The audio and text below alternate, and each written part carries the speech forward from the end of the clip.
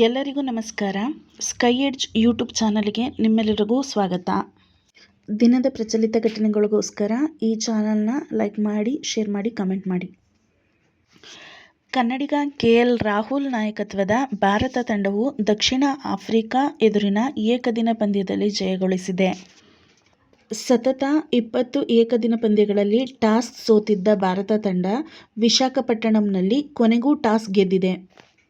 ಎಡಗೈ ಬ್ಯಾಟರ್ ಯಶಸ್ವಿ ಜೈಸ್ವಾಲ್ ಅವರು ಏಕದಿನ ಕ್ರಿಕೆಟ್ನಲ್ಲಿ ತಮ್ಮ ಚೊಚ್ಚಲ ಶತಕ ದಾಖಲಿಸಿದ್ದಾರೆ. ಇಂಡಿಗೋ ಏರ್ಲೈನ್ ವಿಮಾನ ಹಾರಾಟ 5ನೇ ದಿನವೂ ವ್ಯತ್ಯಯವಾಗಿದ್ದು, ಪ್ರಯಾಣಿಕರು ಪರದಾಡುತ್ತಿದ್ದಾರೆ. ಇಂಧನ ಮತ್ತು ಶುದ್ಧ ವಾಯು ಸಂಶೋಧನಾ ಕೇಂದ್ರವು ವಾಯುವಿನ ಗುಣಮಟ್ಟದ ಅಧ್ಯಯನ ನಡೆಸಿದ್ದು, ಮೈಸೂರು ಪ್ರಥಮ ಸ್ಥಾನ ಪಡೆದಿದೆ. ನಂತರದ ಸ್ಥಾನಗಳನ್ನು ಕೊಪ್ಪಳ, ಚಿಕ್ಕಮಗಳೂರು, ಯಾದಗಿರಿ, ಚಾಮರಾಜನಗರ, ವಿಜಯನಗರಗಳು ಪಡೆದಿವೆ.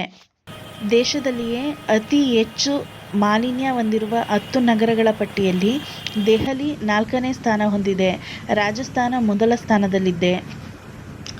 ಅತಿ ಶುದ್ಧ ವಾಯು ಸ್ವಚ್ಛ ನಗರ ಎಂಬ ಹೆಗ್ಗಳಿಕೆಗೆ ಮೇಘಾಲಯದ ಶಿಲ್ಲಾಂಗ್ ಪಾತ್ರವಾಗಿದೆ. ಬೆಳಗಾವಿಯನ್ನು ವಿಭಜಿಸಿ ಬೈಲಹೊಂಗಲ ಕೇಂದ್ರವಾಗಿ ಹೊಸ ಜಿಲ್ಲೆ ರಚಿಸುವಂತೆ ಆಗ್ರಹಿಸಿ ಜಿಲ್ಲಾ ಹೋರಾಟ ಸಮಿತಿ, ಕನ್ನಡಪರ ಸಂಘಟನೆಗಳು ಬಂದ್ಗೆ ಕರೆ ನೀಡಿದ್ದು, ಬೈಲಹೊಂಗಲ ಬಂದ್ಗೆ ಉತ್ತಮ ಪ್ರತಿಕ್ರಿಯೆ ದೊರೆತಿದೆ. ಐಟಿಐನ ಡಾ. ಬಿ.ಆರ್. ಅಂಬೇಡ್ಕರ್ ಕ್ರೀಡಾಂಗಣದಲ್ಲಿ 391 ವಿದ್ಯಾರ್ಥಿಗಳು ಏಕಕಾಲದಲ್ಲಿ ನೃತ್ಯ ಪ್ರದರ್ಶಿಸಿ elite world record and Asian book of record ಹಾಗೂ ಇಂಡಿಯನ್ ಬುಕ್ ಆಫ್ ರೆಕಾರ್ಡ್ಗೆ ಭಾಜನರಾಗಿದ್ದಾರೆ. ಪ್ರಸಕ್ತ ಹಣಕಾಸು ವರ್ಷದಲ್ಲಿ 31.25 ಗಿಗಾವ್ಯಾಟ್ ಹಸಿರು ಇಂಧನವನ್ನು ದೇಶದಲ್ಲಿ ಉತ್ಪಾದಿಸಲಾಗಿದ್ದು, ಸೋಲಾರ್ ವಿದ್ಯುತ್ ಪಾಲು 21.28 ಗಿಗಾವ್ಯಾಟ್ ಎಂದು ನವೀಕರಿಸಬಹುದಾದ ಇಂಧನ ಸಚಿವ ಪ್ರಹ್ಲಾದ್ ಜೋಶಿ ತಿಳಿಸಿದ್ದಾರೆ. ಜನವರಿಯಲ್ಲಿ ಭಾರತಕ್ಕೆ ಲೈಟ್ ಮಷೀನ್ ಗನ್ LMG ಪೂರೈಕೆ ಆರಂಭಿಸಲಾಗುವುದು ಎಂದು ಇಸ್ರೇಲ್ನ ರಕ್ಷಣಾ ಸಂಸ್ಥೆ ತಿಳಿಸಿದೆ. ಸುಪ್ರೀಂ ಕೋರ್ಟ್ ಇರುವುದು ಜನಸಾಮಾನ್ಯರಿಗಾಗಿ ಎಂದು ಮುಖ್ಯ ನ್ಯಾಯಮೂರ್ತಿ ಸೂರ್ಯಕಾಂತ್ ತಿಳಿಸಿದ್ದಾರೆ.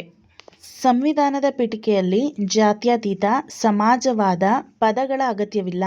ತುರ್ತು ಪರಿಸ್ಥಿತಿ ವೇಳೆ ಪ್ರಜಾಪ್ರಭುತ್ವ ವಿರೋಧ ನೀತಿ ವಿಧಾನ, ಜಾತ್ಯತೀತ ಮತ್ತು ಸಮಾಜವಾದವನ್ನು ತೆಗೆದುಹಾಕಬೇಕು ಎಂದು ಬಿಜೆಪಿಯ ರಾಜ್ಯಸಭಾ ಸಂಸದ ಭೀಮ್ ಸಿಂಗ್ ಖಾಸಗಿ ಮಸೂದೆಯನ್ನು ಮಂಡಿಸಿದ್ದಾರೆ.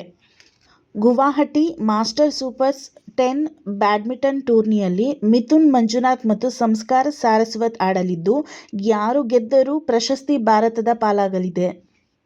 ಭಾರತದ ಶೂಟರ್ಗಳಾದ ಸುರ್ಜೀತ್ ಸಿಂಗ್ ಮತ್ತು ಸೈನಮ್ ISSF ವಿಶ್ವಕಪ್ ಫೈನಲ್ನ ಮಹಿಳೆಯರ 10 ಮೀಟರ್ ಏರ್ ಪಿಸ್ತೂಲ್ ಸ್ಪರ್ಧೆಯಲ್ಲಿ ಕ್ರಮವಾಗಿ ಚಿನ್ನ ಮತ್ತು ಬೆಳ್ಳಿ ಗೆದ್ದಿದ್ದಾರೆ. 9 ವರ್ಷಗಳ ಬಳಿಕ ಪ್ರಶಸ್ತಿ ಗೆಲ್ಲುವ ಛಲದಲ್ಲಿರುವ ಆತಿಥೇಯ ಭಾರತ ಪುರುಷರ ಹಾಕಿ ತಂಡ FIH ಜೂನಿಯರ್ ವಿಶ್ವಕಪ್ ಟೂರ್ನಿಯ ಸೆಮಿಫೈನಲ್ನಲ್ಲಿ 7 ಬಾರಿಯ ಚಾಂಪಿಯನ್ ಜರ್ಮನಿಯನ್ನು ಎದುರಿಸಲಿದೆ. ದಿನದ ಪ್ರಚಲಿತ ಘಟನೆಗಳಿಗೋಸ್ಕರ ಈ ಚಾನೆಲ್ನ ಲೈಕ್ ಮಾಡಿ, ಶೇರ್ ಮಾಡಿ, ಸಬ್ಸ್ಕ್ರೈಬ್ ಮಾಡಿ. ಪ್ಲೀಸ್ ಸಪೋರ್ಟ್ ಮಾಡಿ. Thank you.